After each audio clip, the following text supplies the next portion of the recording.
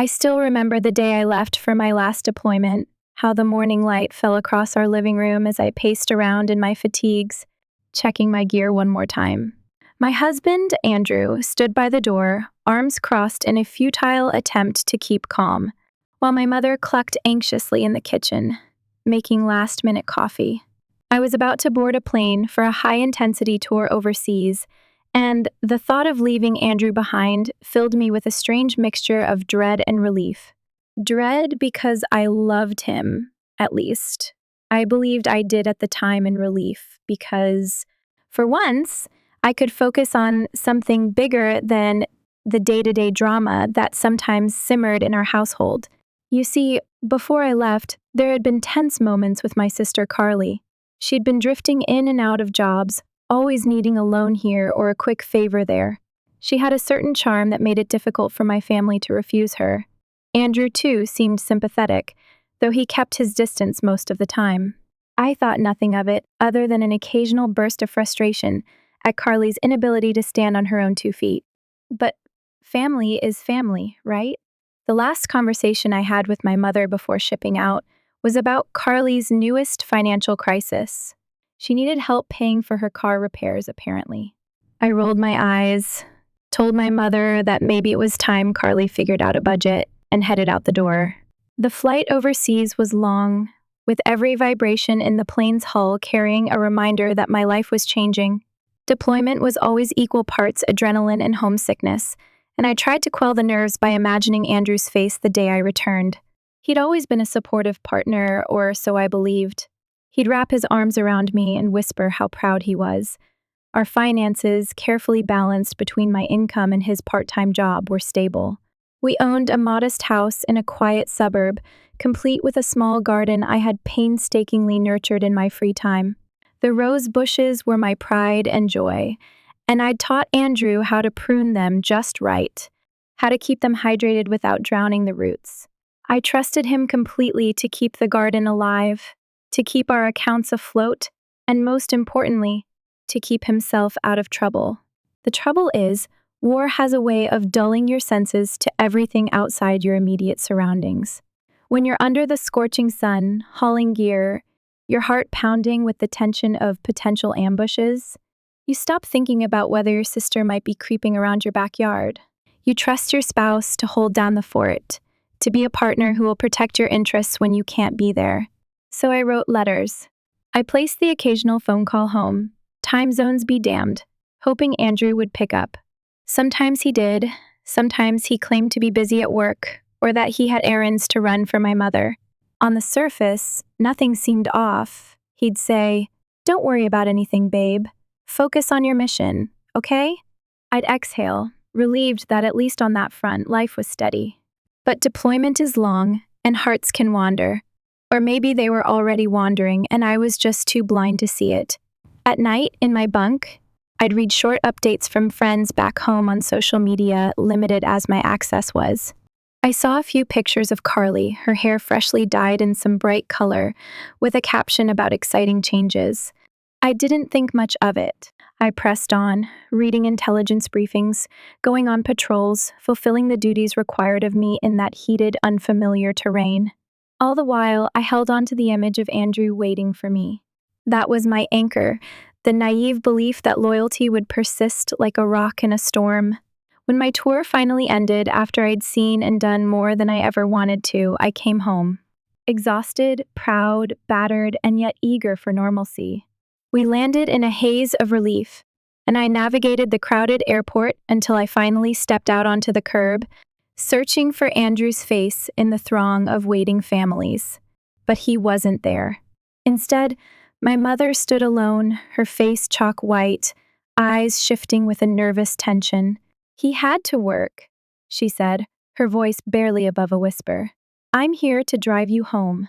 Let's get your bags." I knew something was off immediately. Andrew was never one to miss a significant moment without a good reason.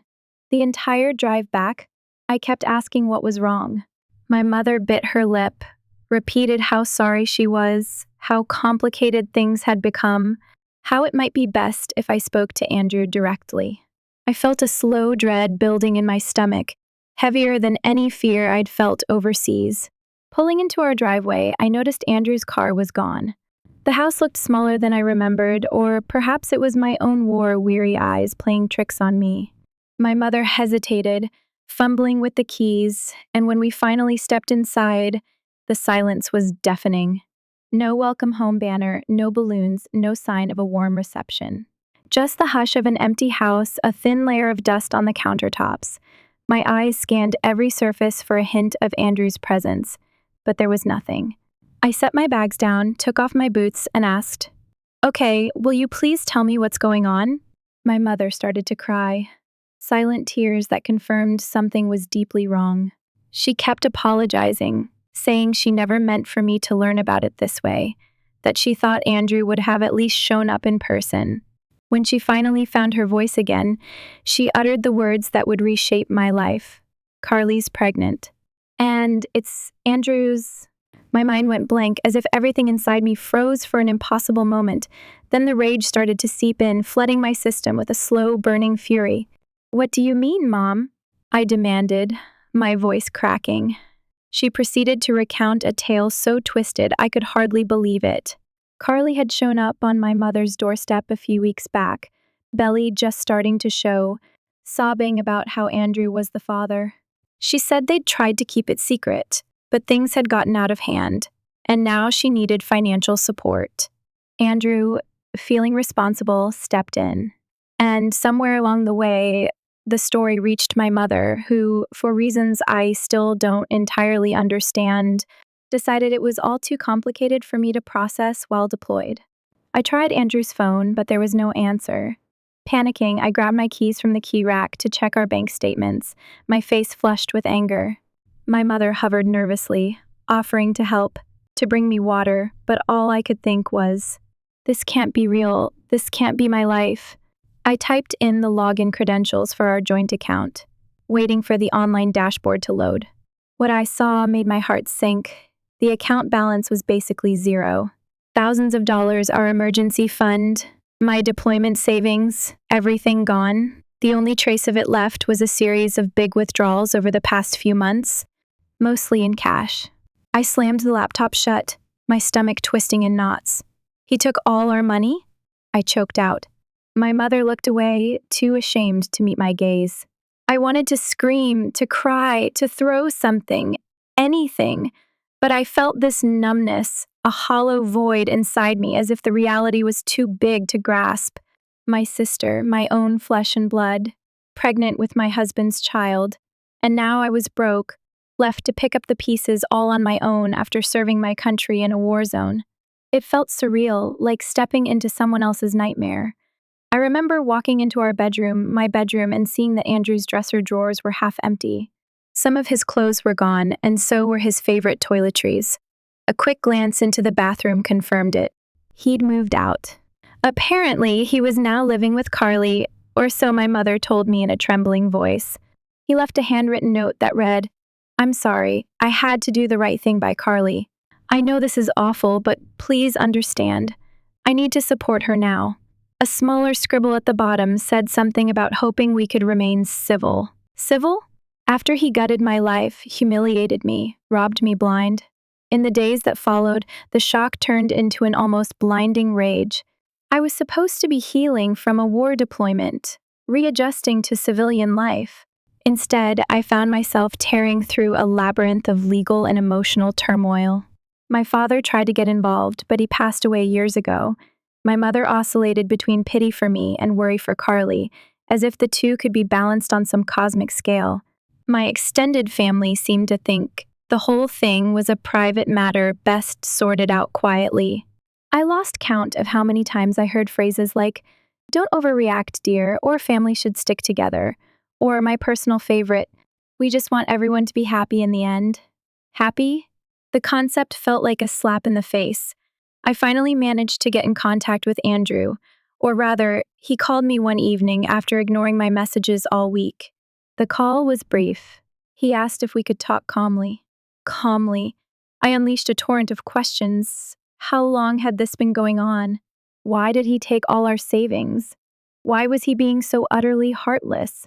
He hemmed and hawed, claiming that things just happened, that Carly was in a vulnerable place, and he felt compelled to help. As if adultery with my sister and draining our joint account was some humanitarian effort. By the end, I was on the verge of tears. "You're a coward," I spat into the phone. He tried to apologize, but it sounded hollow, practiced, like he was reciting from a script. Then he had the gall to hang up on me when his new life called him away. Carly needed him to pick up groceries, apparently.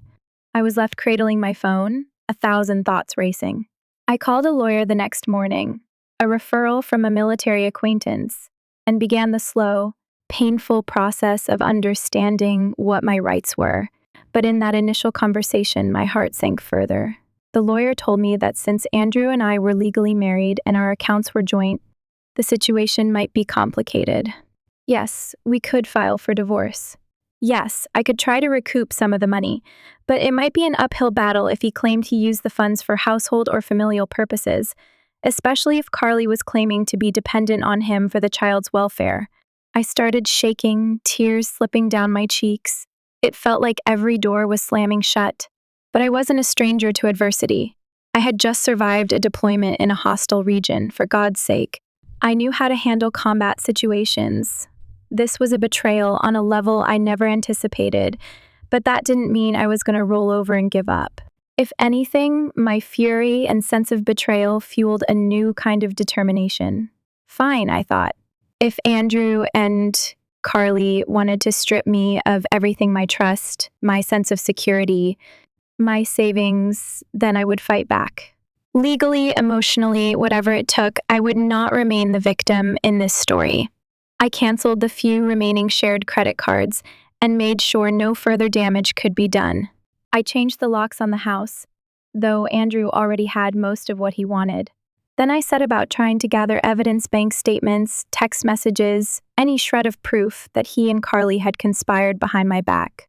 My mother wrung her hands, urging me to keep the peace, to not cause a family rift that might never heal. But we were already irreparably fractured. There was no going back to some idyllic notion of sisterhood or married bliss. With each passing day, my anger solidified into a cold resolve. My nights were sleepless, haunted by swirling thoughts of betrayal. I remembered Carly as a little girl, following me around, wanting to wear my clothes, do everything I did. She always sought my approval, yet here she was, pregnant with my husband's child. How had it come to this? Then there was Andrew, who once swore to be faithful, who held me tight before I left for the war zone. He used to write me love letters, telling me how he admired my bravery, how he couldn't wait for me to come home safe. Now, all of those sentiments felt like a cruel joke, a facade he wore until he found the next best thing. Over the next few weeks, I started noticing rumors swirling on social media. Some of my acquaintances and former classmates had taken sides. A few posted cryptic comments about how some people can't handle the truth, or how family is complicated. Others privately messaged me, offering support or asking for my side of the story. My phone buzzed nonstop with texts, calls, notifications. Everyone wanted the latest scoop on the scandal. My personal life had become the neighborhood's prime gossip, and I hated it. In a desperate attempt to cope, I began running at dawn, pushing my body to its limits. As if trying to outrun the heartbreak, I found a therapist through the military's mental health services. Initially, all I could do was vent about Andrew and Carly, about how betrayed I felt. The therapist gently steered me to focus on what I could control, my own actions, my own healing. She encouraged me to stay strong, to remember that I'd survived worse situations. That little nudge of encouragement became my lifeline. Step by step, I started clawing my way back from the abyss. Yet, lurking underneath it all was the question, what next? How would I exact some form of justice? My sister was carrying Andrew's child, forging a twisted new family unit that excluded me. My family seemed torn, unsure whether to side with me or to shield Carly from my wrath. And Andrew, he remained infuriatingly distant, only reaching out when he needed to confirm some legal detail or pass along a half-hearted apology. Every time he spoke, It was as though he expected me to simply understand the choice he had made, as if love was a resource that could be so casually shifted from one person to another, along with every last penny in our bank account. I wasn't sure where to begin, but I knew I wanted retribution, some form of reckoning that would make them both feel the weight of what they had done. Not just a legal battle, but something deeper, something that would leave an indelible mark on their conscience, if they even had one. I spent sleepless nights researching my options, plotting scenarios, letting my anger fuel a growing resolve to fight back in a way they'd never forget. Little did I know that life was about to hand me an opportunity for revenge, served up on a silver platter. All I had to do was seize it, and once I did, there would be no turning back. My heartbreak and betrayal would become the fire that forged a new version of me, stronger, sharper, and unafraid to take on both enemies in the field and traitors at home. This was just the beginning of a storm that would test all of us beyond imagination. I woke the next morning to a sky streaked with pink and orange, the kind of dawn that once might have lifted my spirits. Now it felt almost mocking, a bright display of nature's beauty that clashed with the swirling bitterness inside my chest. I stumbled into the kitchen, found it as empty and silent as ever. The coffee maker still had coffee grounds in it from the day before. Andrew used to take pride in making fresh coffee every morning, humming some off-tune melody while I teased him about being tone deaf. That life felt like it belonged to someone else now. I took out my phone, checking for any messages. A part of me still hoped that maybe there would be a text from Andrew, something that indicated remorse, a glimmer of the man I thought I knew. But there was nothing. Instead, I had a missed call from an unknown number. Probably a telemarketer, I thought, and put the phone aside with a sigh. I was preparing to sit down and go through some bills when it rang again. Same unknown number. I hesitated, then answered. A raspy male voice greeted me, introducing himself as Detective Mitchell from the local police department. My heart skipped a beat. Police? Why were they calling me? He quickly explained that this was a follow-up regarding a joint bank account dispute reported under my name. My lawyer must have filed something to get the ball rolling. He asked if I had time to come down to the station to give a statement. I stammered a yes, my mind racing. Had Andrew done something even more illegal than I realized?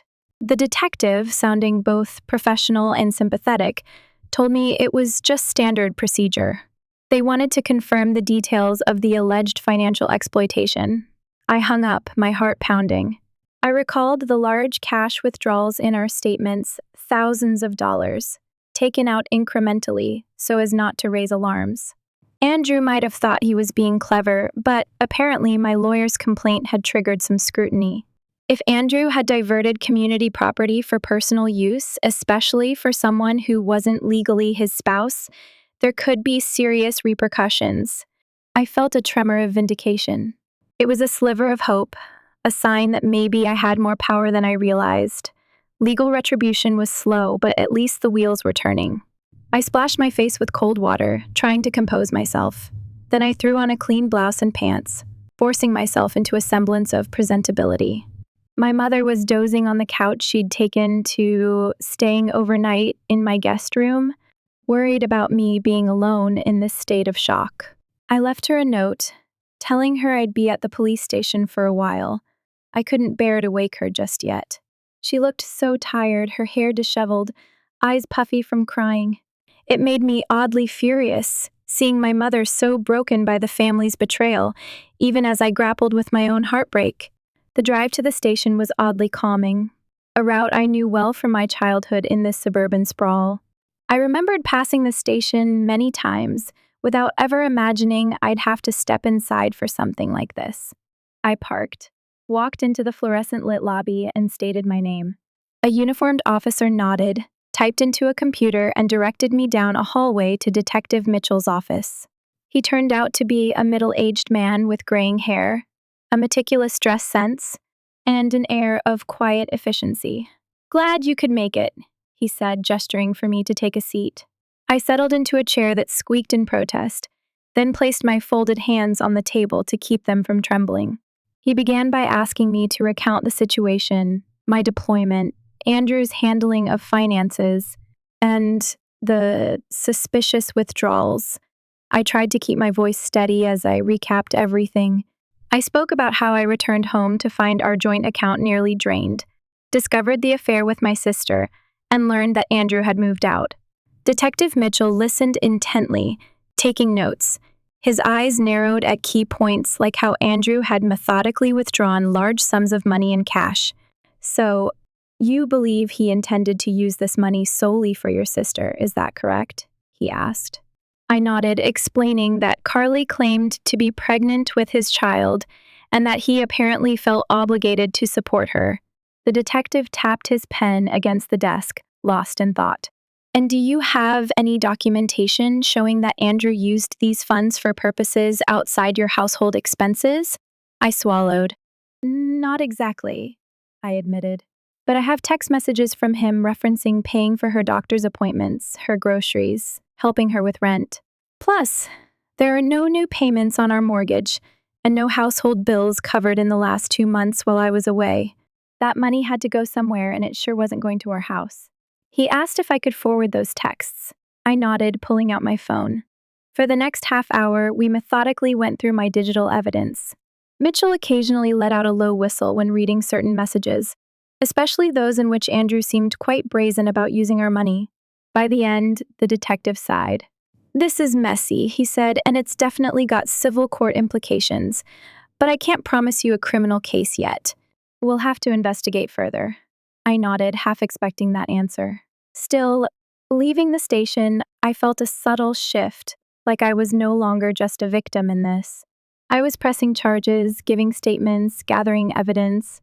I was fighting back in a system designed, however imperfectly, to punish wrongdoing. For the first time since my return, I felt like I had some measure of control. Later that afternoon, I called my lawyer to fill her in on the meeting with Detective Mitchell. She agreed it was a good step, cautioning me that these cases could drag on. Keep documenting everything, she advised. Every text, every phone call, every suspicious bank transaction. We'll build a case brick by brick. Her words echoed in my mind, fueling the sense that justice might be possible. However, I wasn't content to leave it all to the slow grind of legal proceedings. My anger had evolved into a fierce determination. I wanted Andrew and Carly to feel the weight of their choices, really feel it. But I was no vigilante, so I started with small steps. First, I posted a notice on social media, politely clarifying that if anyone had dealings with Andrew in relation to my finances, they should contact me or my lawyer. It was a calculated move designed to warn any mutual acquaintances that Andrew was acting in ways that might be legally dubious. Within an hour, I had a flurry of messages from people who claimed they'd seen Andrew and Carly around town, living like a couple. Some were horrified, some were just reveling in the gossip. A few offered emotional support, and I latched onto those, grateful for any kindness. Soon, I discovered that Andrew had begun telling people I'd abandoned him by going on deployment, as if my service to the country was some personal affront. He spun a story that we were already on the rocks before I left, painting himself as a man starved for affection who found comfort in Carly. That narrative infuriated me. It was as if he was trying to retroactively justify his betrayal, to cast himself in a sympathetic light. The more I heard, the more determined I became to expose the truth. One evening, I confronted my mother about her stance, her consistent attempts to mediate, to minimize the damage. Mom, you have to pick a side, I said bluntly, the exhaustion evident in my voice.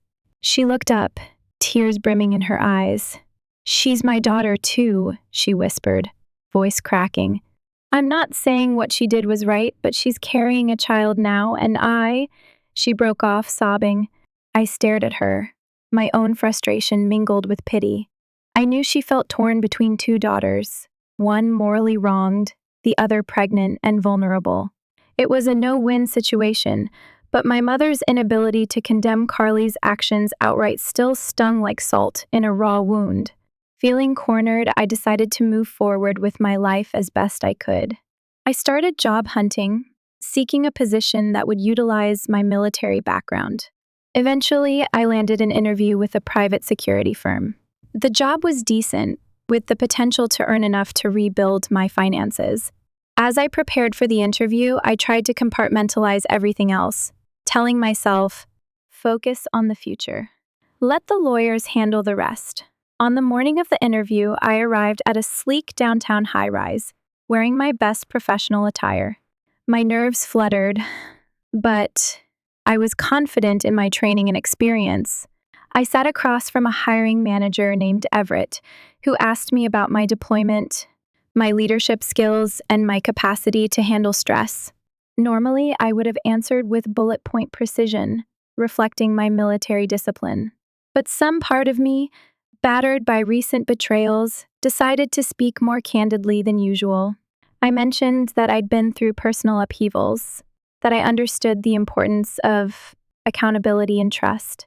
Perhaps my honesty struck a chord because Everett's demeanor shifted, and by the end of the interview, he shook my hand warmly, saying, "We could use someone with your integrity here." I left that building feeling a renewed sense of purpose. Maybe not all of life was ruined, after all. I could still carve out a new chapter, even if it required a painful severing of old ties. Yet the revenge-driven part of me refused to let go. I still wanted Andrew and Carly to face consequences. I still felt that burning desire for them to feel every ounce of the pain they had caused me. That night, as I was scrolling through my phone, an idea took shape. I remembered how Carly was always obsessed with her social media presence, Instagram, TikTok, all of it. She loved painting a picture of her life as fun, glamorous, carefree. I wondered if she was still posting. Despite everything, I hadn't unfollowed her. I opened her profile. There were photos of her and Andrew, all right, though they didn't explicitly mention me or the pregnancy. He had his arm around her, smiling that same boyish grin I once found irresistible. My stomach churned, but I kept scrolling. In one of the photos, Carly was holding a small ultrasound image. The caption read, "Life is crazy, but I'm blessed." The comments ranged from congratulatory notes to some thinly veiled confusion. A few people asked, "Wasn't your sister married to him?" Carly never responded. I stared at that ultrasound photo, my blood boiling. Then I remembered Detective Mitchell's words about building a case. Social media was often used as evidence in court. If she was publicly flaunting Andrew's involvement, that might bolster my claim about how the funds were being used. I began taking screenshots, methodically saving them. I also noticed some references Carly made to upcoming financial help, mentioning that my baby's father is stepping up in a big way. That was as close to a confession as I might get in a public forum. One documented it all. Evidence. Every shred of it was now mine to wield. Still, it wasn't enough to feed my hunger for a more personal vengeance. I wanted them to experience a betrayal of their own. But how? That question haunted my days. The straightforward path was to let the legal system do its work, but the emotional side of me craved something more direct, something that would shake them both to their core. Yet, as a rational adult, I recognized the danger of crossing any lines. I was a soldier, trained to abide by certain rules of engagement. I didn't want to do anything that could backfire legally. So I let the idea simmer, waiting for the right moment. Weeks rolled by. The investigation crawled forward, while I juggled job interviews, therapy sessions, and awkward family encounters. Carly never once reached out to me, not even to apologize. It was as if she'd scrubbed me from her life. Andrew texted me occasionally, usually about logistical details. My name was still on the mortgage. Certain bills needed to be addressed, etc. Each time, he'd slip in some half-hearted line like, "I hope we can be amicable eventually," as if that was even remotely possible. Then came a day that changed the complexion of my revenge. It started off innocently enough. I was cleaning out the attic, sorting through old boxes, deciding what to keep and what to discard. One box caught my eye. It was labeled Andrew's college stuff. I hesitated, then opened it. Inside were notebooks, old textbooks, a few framed certificates. My first instinct was to toss them in the trash, but something made me rifle through them. Tucked in the back was a padded envelope containing official documents, a copy of Andrew's birth certificate, some immunization records, and a sealed manila folder with a small label in scrawling handwriting, "Adoption Records." My heart thumped loudly. I had known Andrew was adopted by his stepfather, but I'd never seen these records. He was always secretive about that part of his past, claiming it was too painful to discuss at length.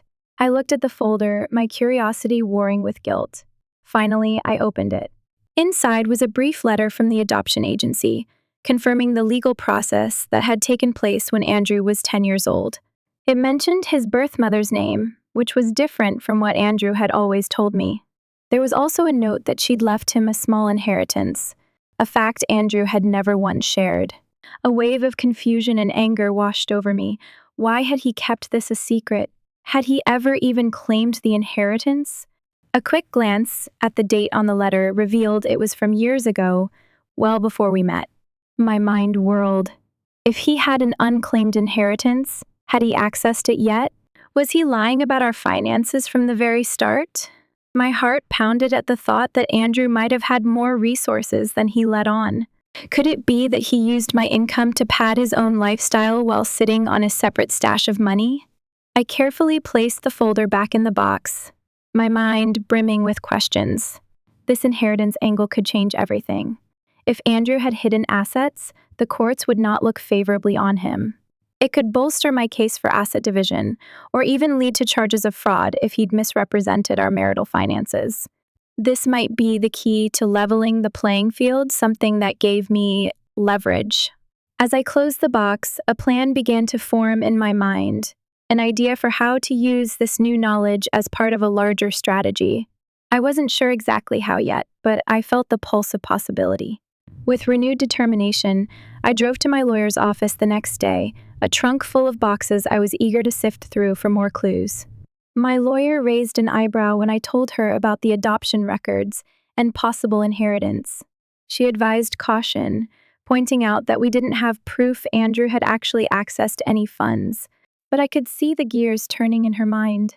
She suggested we file a discovery request for any and all assets Andrew might have, including trusts, inheritances, or separate accounts predating our marriage. We agreed it was time to up the ante. A week later, while waiting on a response to the discovery request, I received a call from an old friend someone I'd served with overseas. Her name was Serena, and she had always been supportive.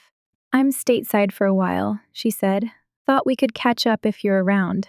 She didn't know about the betrayal yet, so I briefly summarized the situation. Her reaction was immediate outrage on my behalf. "Girl, that's messed up. I'm coming over." That evening, Serena arrived, eyes blazing with empathy and anger. We sat on my couch sipping cheap wine, and I poured out the whole saga.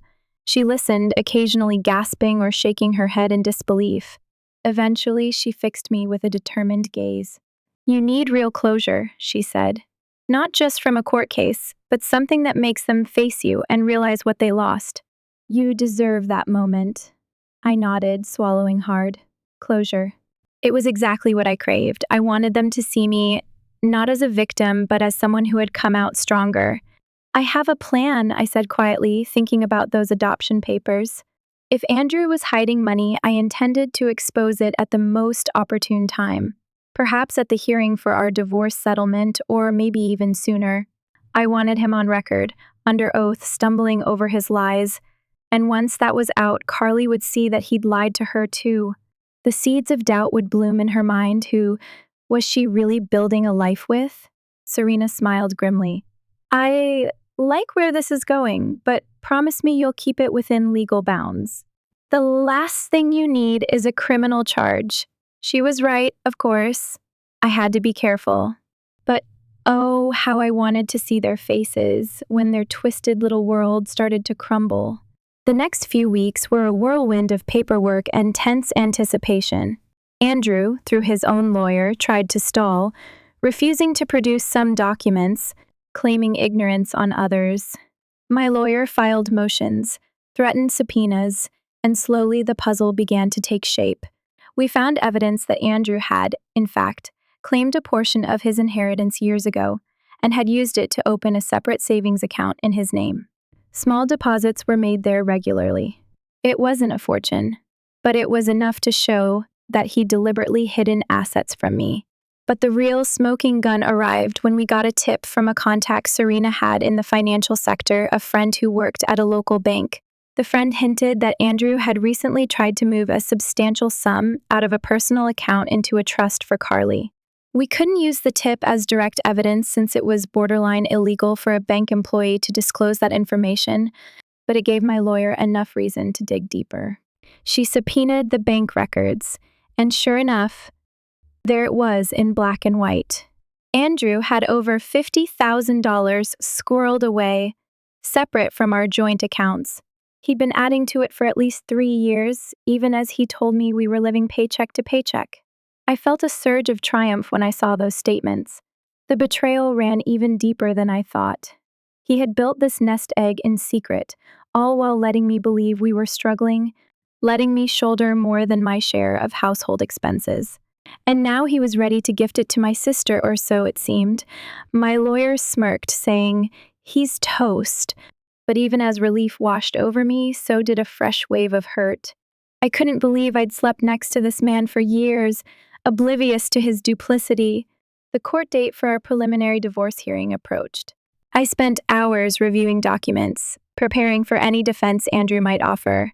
My mother, sensing a major confrontation on the horizon, tried to broker some sort of family meeting. I refused. I was done with the hush-hush approach. This would play out in a legal arena where facts mattered more than familial loyalty. Let Carly and Andrew face the truth in the harsh light of day.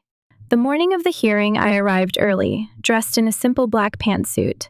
My lawyer and I set up in a small conference room adjacent to the courtroom. The atmosphere felt electric, charged with anticipation. I was about to face Andrew for the first time in person since discovering the pregnancy and the empty bank accounts. My stomach churned, and I had to remind myself to breathe. "You can do this," I whispered. "You faced worse." When Andrew finally showed up, Carly was with him. She walked in, visibly pregnant now, her hand protectively over her belly. Andrew's eyes flicked to mine, then darted away. He looked pale, nervous. Carly pretended not to see me at all, as if I were a ghost. It took all my willpower not to glare daggers at her.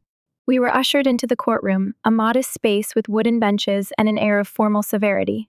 The judge, a stern-looking woman with wire-rimmed glasses, took her seat. The hearing began with procedural niceties, but soon my lawyer presented the evidence of hidden assets. The judge leaned forward, adjusting her glasses. "Mr. Pierce, is there a reason you failed to disclose this additional account?" Andrew shifted uncomfortably, sending a nervous glance at Carly. I didn't think it was relevant. That money came from before our marriage," he stammered. My lawyer countered by pointing out how he had continued to contribute to it during the marriage, making it marital property, or at least partially so. Then she dropped the bombshell, the attempt to transfer a large sum to Carly's name just weeks before this hearing. The judge's mouth tightened.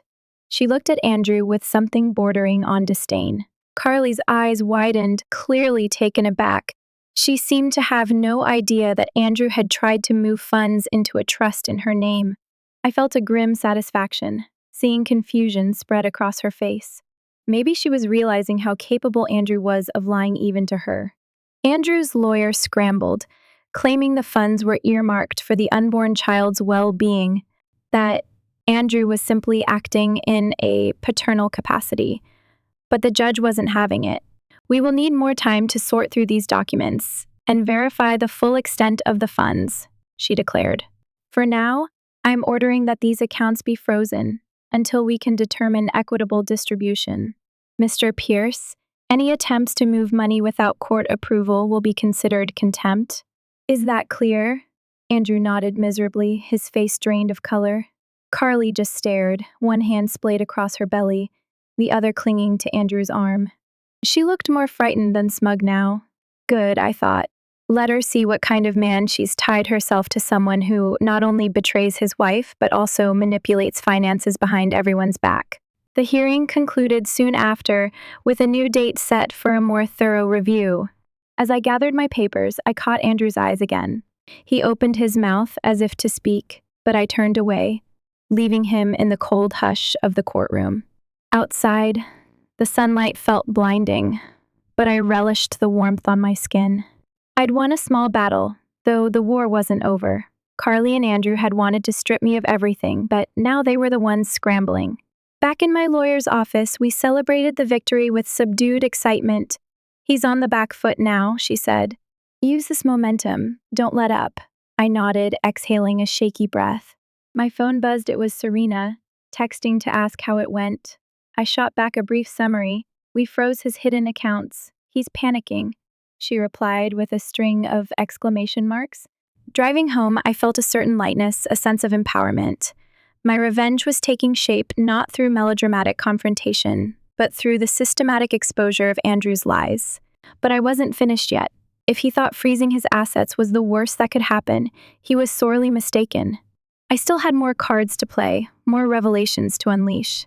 By the time I was done, he and Carly would be left with nothing but each other, forced to confront the ugliness of their actions, without a single cent of my hard-earned money to cushion the blow. And yet, in a moment of reflection, I realized that the satisfaction I felt wasn't entirely sweet. Somewhere beneath the fury and the triumph lay a deep sadness. These were the people I once called family, but they had made their choices, and I was finished paying the price. If they wanted a future that began with deceit, let them have it. I was carving out a new path, a life built on honesty, resilience, and an unshakable will to overcome even the worst of betrayals. The storm was still raging, but I finally felt like I was guiding the ship, no longer at the mercy of the waves. 2 weeks after that explosive hearing, I settled into my new job at the private security firm. It felt good to have structure in my life again, a place to channel my discipline and focus. Each morning, I rose before dawn, went for a run, and then headed to the downtown office, wearing a tailored uniform that made me feel sharp and competent. My coworkers were a mix of ex-military and civilian security experts, and they treated me with respect from day one. It was a refreshing contrast to the swirling mess of my personal life. Though the job required intense concentration, I couldn't fully escape the legal drama that loomed over me. Court dates, depositions, and more paperwork crept into my schedule. My lawyer stayed in constant touch, updating me on Andrew's attempts to wriggle out of the asset freeze. On one occasion, he filed a motion claiming he needed funds released for medical support for Carly. The judge granted a small stipend, earmarked specifically for prenatal care and basic necessities.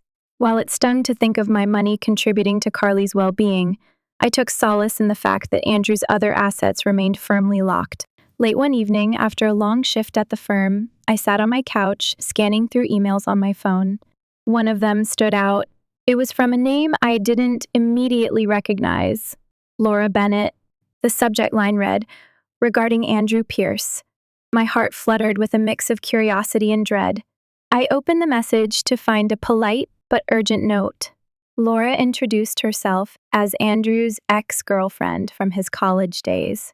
She apologized for contacting me out of the blue, but said she'd heard about my situation from a mutual acquaintance and felt compelled to reach out.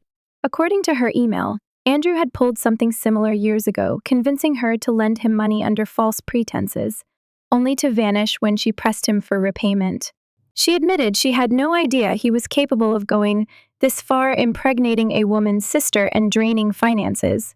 But she wanted me to know that Andrew's pattern of manipulation and deceit stretched back further than I might have imagined. She included a phone number and said she'd be willing to provide a statement if it would help my case. I read the email twice, my blood boiling. So Andrew had been a snake long before I met him. I felt a pang of guilt for not seeing the signs. Yet, at the same time, this was more ammo for my cause. If Andrew's unscrupulous behavior wasn't an isolated incident, it could influence how the court viewed his credibility.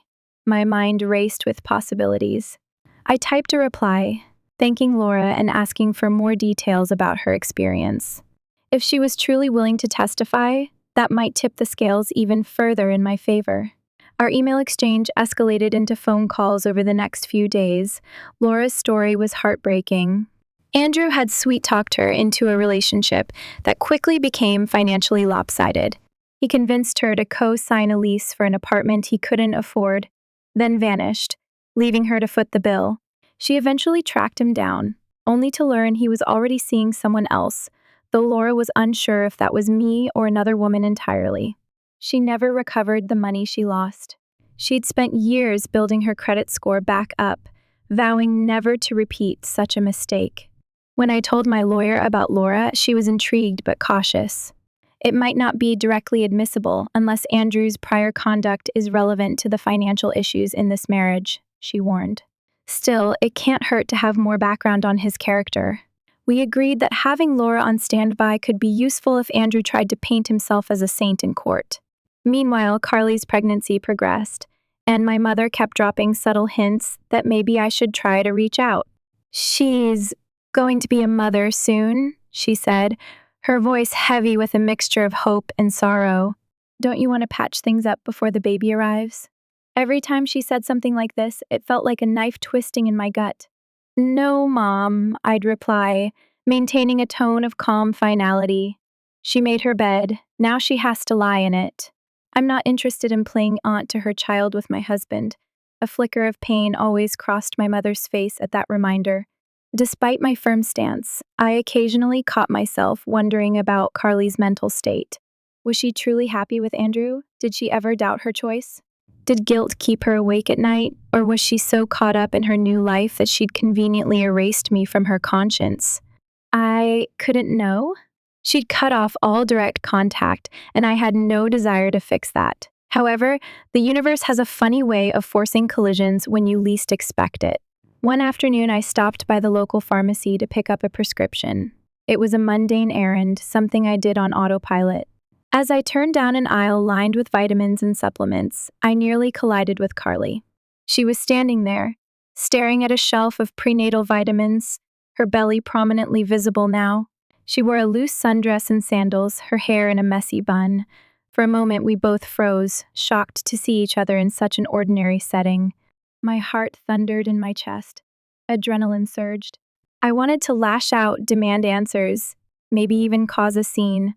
But I forced myself to breathe, reminding myself that no good would come of a public confrontation. Carly looked equally startled, her eyes wide.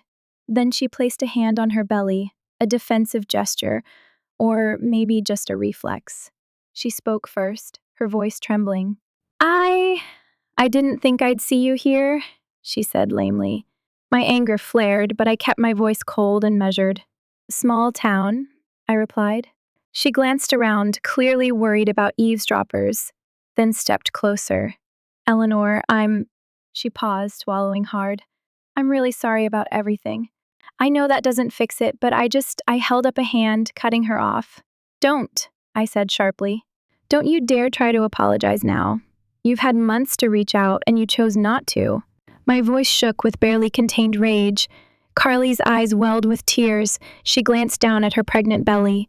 "It's complicated," she murmured, as if that justified everything. My gaze flicked to her stomach, and I felt a wave of conflicting emotions: anger, betrayal, a trace of sorrow. "You did this, Carly," I said quietly, my voice trembling. "You and Andrew destroyed my marriage. You stole my life. And now you want to act like a victim? Go ahead and have your baby. Live with Andrew. But don't expect me to be part of it." Her tears began to spill, and for a moment I saw my little sister, the girl who used to cling to my arm, who would cry when I teased her too harshly.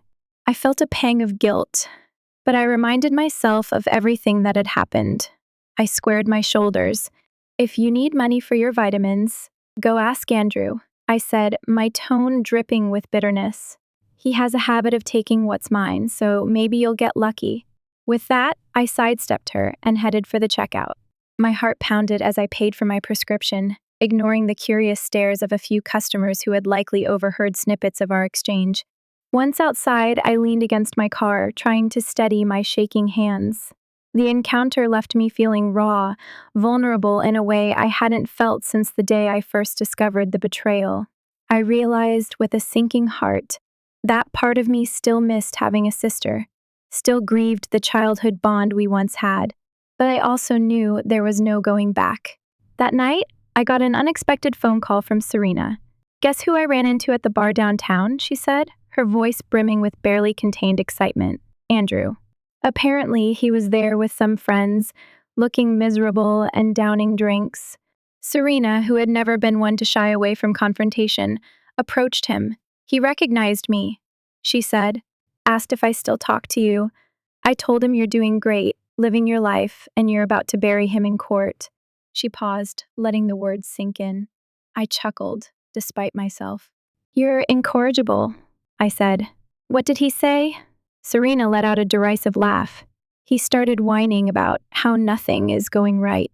He even implied Carly's getting on his nerves about money, demanding more than he can provide. He said he wishes you'd back off the court stuff so he could get his life in order." A hot flash of satisfaction coursed through me. So Andrew was feeling the pressure from Carly, and he had the nerve to blame me for complicating his life. I let out a bitter laugh. Well, maybe he should have thought about that before turning my life upside down. Serena agreed wholeheartedly. Over the following weeks, more tidbits reached me. Word on the grapevine was that Andrew and Carly were arguing frequently, mostly about finances. Carly wanted stability, while Andrew was scrambling under the court's asset freeze. The tension in their household was reportedly thick enough to slice with a knife. People whispered about how this all might blow up before the baby was even born. Then came the next court date, a more comprehensive hearing, to address the division of marital assets and the status of our pending divorce. My stomach churned with anxiety as the day approached, but I was prepared. My lawyer had organized a meticulously detailed presentation of Andrew's financial deceptions, including bank records, discovered assets, and the attempted trust transfer to Carly. We also had Laura on standby, though it remained unclear if her testimony would be needed. As I stepped into the courtroom, wearing the same black pantsuit, I took a moment to steel myself. Andrew was already seated at the defendant's table, Carly by his side again. She looked pale, possibly from stress or the later stages of pregnancy. Andrew kept his gaze down, fiddling with a pen. His lawyer wore an expression of guarded tension. My lawyer began by laying out the timeline of Andrew's deceitful financial behavior. She highlighted the incremental cash withdrawals, the secret savings, and the attempted transfer. The judge followed along closely. At one point, the judge raised an eyebrow at Andrew. "Mr. Pierce, do you dispute these facts?" Andrew's lawyer tried to spin a tale of how Andrew was merely protecting the funds from potential misuse, but the judge appeared unconvinced. Then it was my turn. I spoke about my deployment, how I trusted Andrew to manage our household in my absence, only to return home and find everything gutted. I kept my tone measured, but I let the emotion seep in just enough to convey the betrayal I felt. I explained the shock of discovering the affair, the loss of our savings, and the devastation it wreaked on my life. Finally, Andrew rose to address the court, shuffling nervously. He claimed he never meant to harm me, that he was caught between obligations to me as his wife and to Carly as the mother of his child. The judge's gaze hardened. "You chose to be unfaithful, Mr. Pierce," she said bluntly. "Your mistress is your wife's sister, correct?" Andrew nodded, his face flushing. "Yes, Your Honor," he mumbled. Carly looked like she wanted to vanish.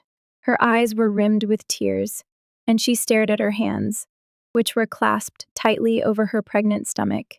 The judge continued, "Your personal choices are your own, but draining marital accounts without the other spouse's knowledge is a serious issue, and your failure to disclose hidden assets only compounds the problem." My lawyer proceeded to request an immediate ruling to grant me sole rights to our marital home, as well as a substantial portion of Andrew's discovered assets. She argued that Andrew's conduct amounted to financial abuse, and that he shouldn't be allowed to benefit from it. Andrew's lawyer tried to object, but the judge silenced him with a raised hand. "I'll make a ruling after reviewing all the evidence," she said. "But at first glance, this case strongly favors the plaintiff." We recessed for lunch. Outside the courtroom, Andrew and Carly sat in a corner, whispering furiously. I could see Carly wiping away tears, while Andrew gestured in frustration. I couldn't hear their words, but their body language spoke volumes. They looked cornered, desperate. Seeing them in that state ignited a mix of satisfaction and lingering heartbreak in me. Once, Andrew was the man I loved.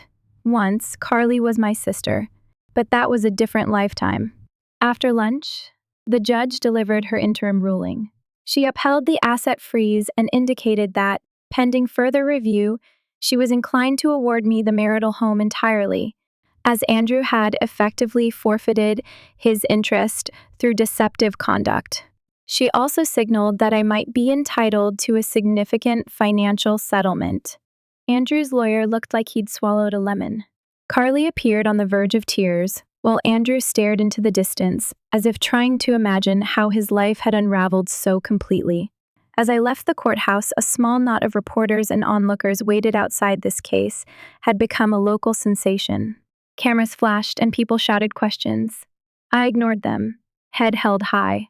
My lawyer shielded me from the brunt of the chaos, ushering me to my car. Before I drove away, I spotted Andrew and Carly emerging from the building, squinting against the sunlight, attempting to dodge the cameras. They looked exhausted, beaten down. A part of me wondered if this was the revenge I'd craved: the public shaming, the legal thrashing. It certainly felt like justice being served. But I also realized something else in that moment. No matter what happened next, I would survive and move on. Andrew and Carly were stuck with each other now, bound by a child conceived in deceit and overshadowed by legal and financial turmoil. Even if they somehow salvaged their relationship, it would be built on a foundation of betrayal. And as for me, I was free from Andrew's lies, free from Carly's toxic presence, free to rebuild my life on my own terms. That realization filled me with a kind of peace I hadn't felt in months. My revenge had been delivered not just through the legal system, but through the simple truth that I was emerging stronger. There's no greater punishment for those who betray you than witnessing your resilience, your ability to thrive without them. I drove away with a steady heartbeat, unafraid of what tomorrow might bring. Back home, I removed my jacket and stared at myself in the mirror. Gone was the naive woman who believed in unconditional loyalty. In her place stood someone forged by betrayal and battle, tested by the hardships of war and heartbreak. I ran my fingers along the edge of my reflection, feeling a rush of gratitude for the clarity I now possessed. Andrew and Carly might have shattered my old life, but they hadn't broken me. And if there was a glimmer of a happy ending in all this, it was the knowledge that I finally held my destiny in my own hands.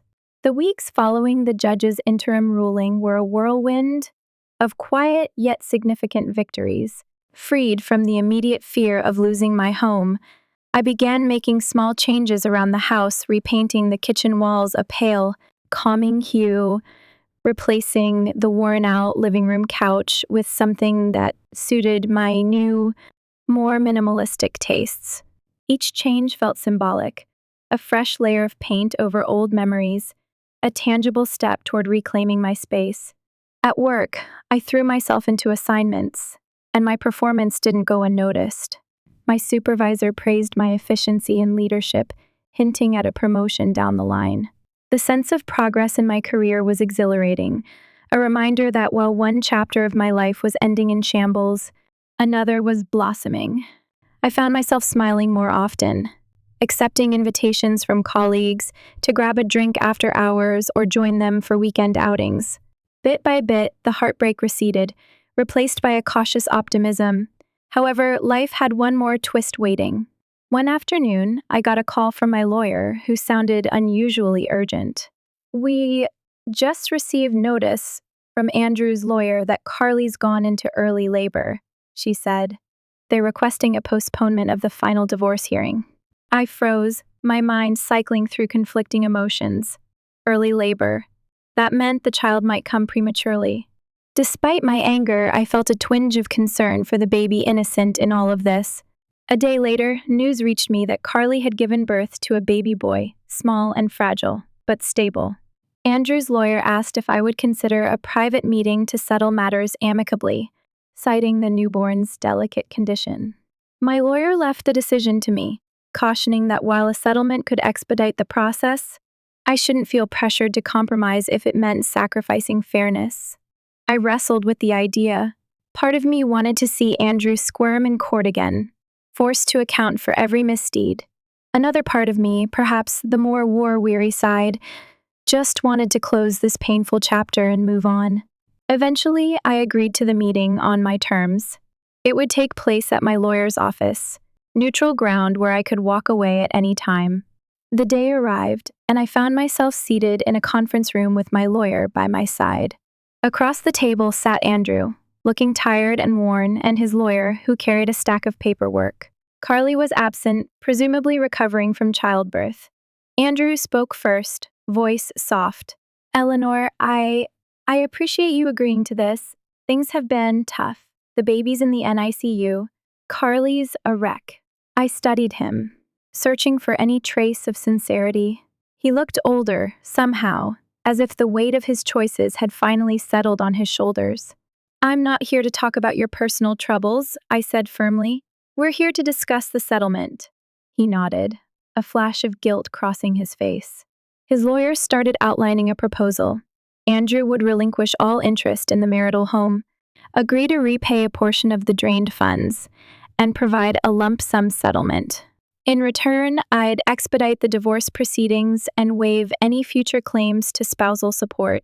As the lawyer talked, I felt my anger smoldering, but I kept it in check.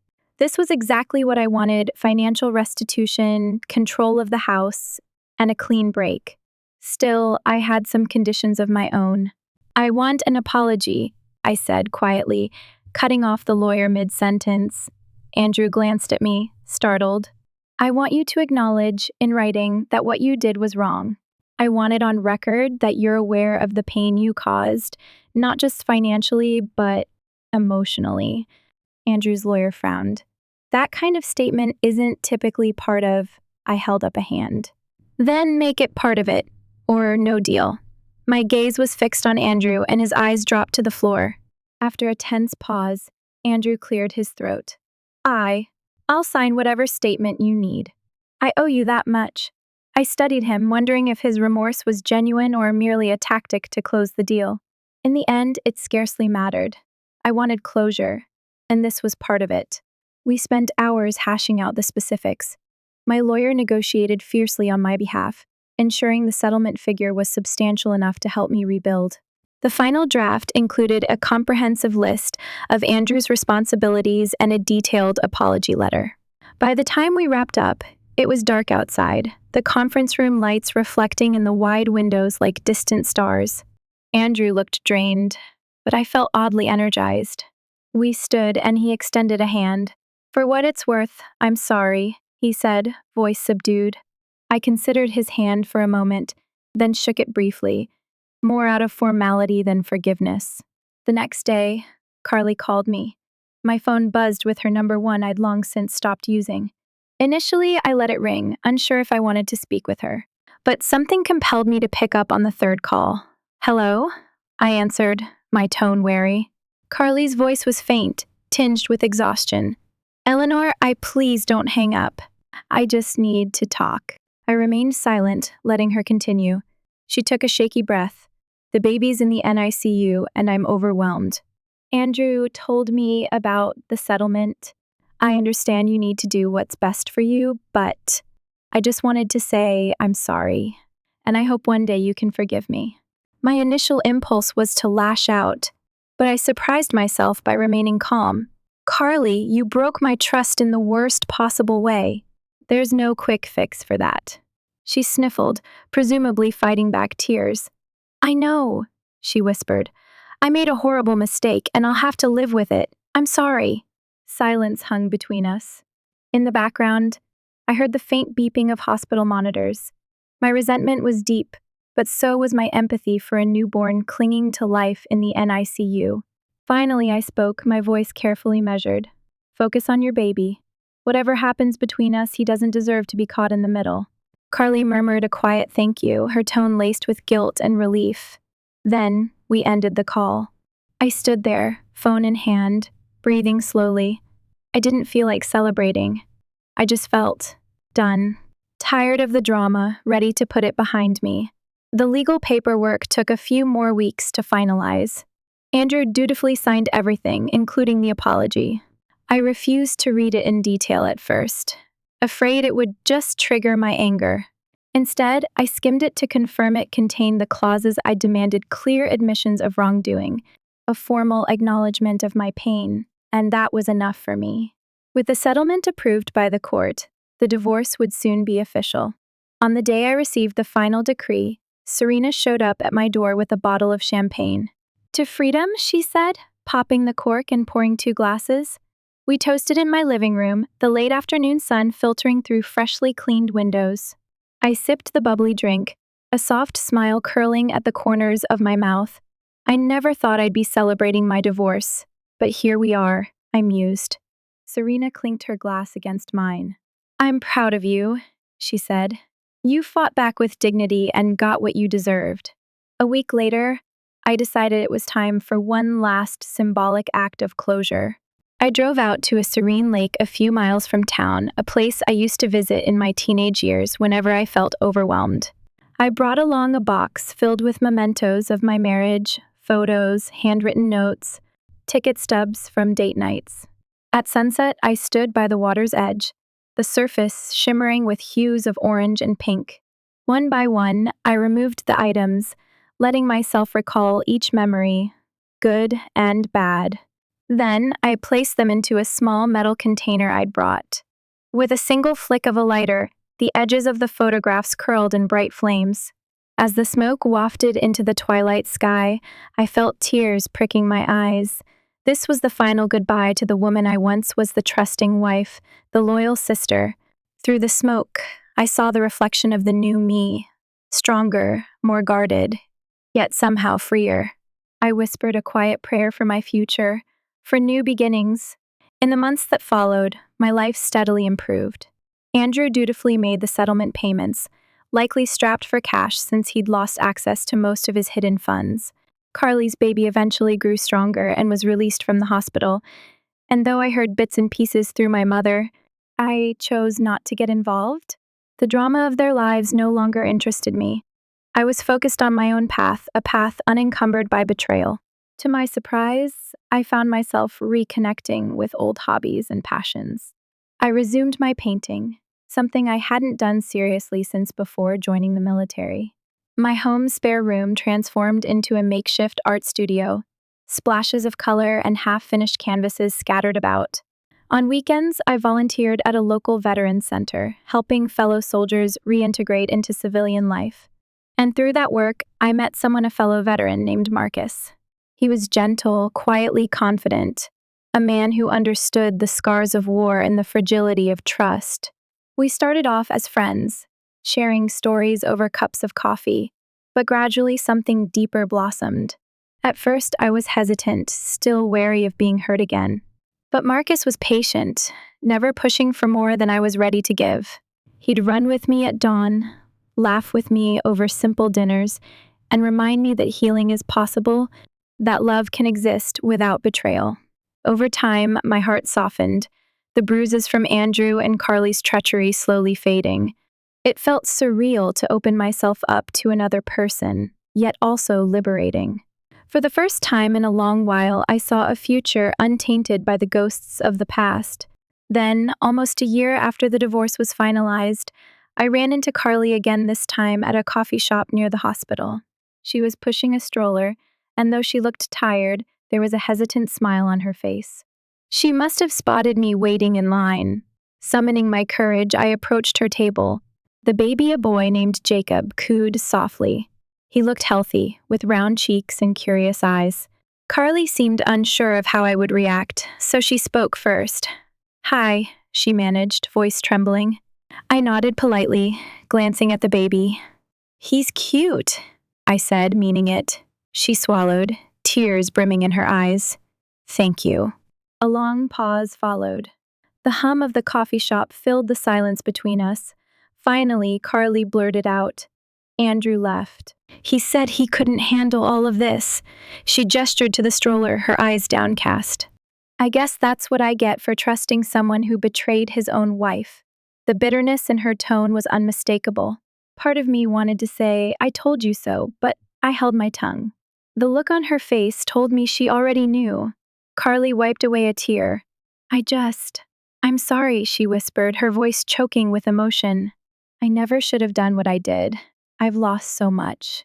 For a moment, I felt a pang of pity. Betrayal cuts both ways, and it seemed that Andrew's pattern of deceit had finally caught up with her too. But I was no longer the naive sister who would rush in to fix her problems.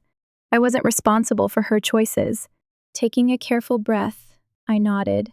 I hope you and Jacob find some peace, I said softly. Then, before she could respond, I stepped away, retrieving my coffee from the counter. As I walked out, I glanced over my shoulder to see her cradling the baby. She looked lonely, regretful, and entirely unsure of her future. In that moment, I felt no triumph, no glee, just a calm recognition that life had handed her the consequences she'd sown. Outside, the morning sun was bright, the air crisp. I took a sip of my coffee, reveling in the warmth that spread through my chest. I thought about Marcus, my job, and my home, my newly claimed sanctuary. My life wasn't perfect, and I still carried scars, but I felt something close to contentment. The storm that once raged around me had dissipated, leaving a clear sky filled with possibilities. I walked to my car, each step lighter than the last.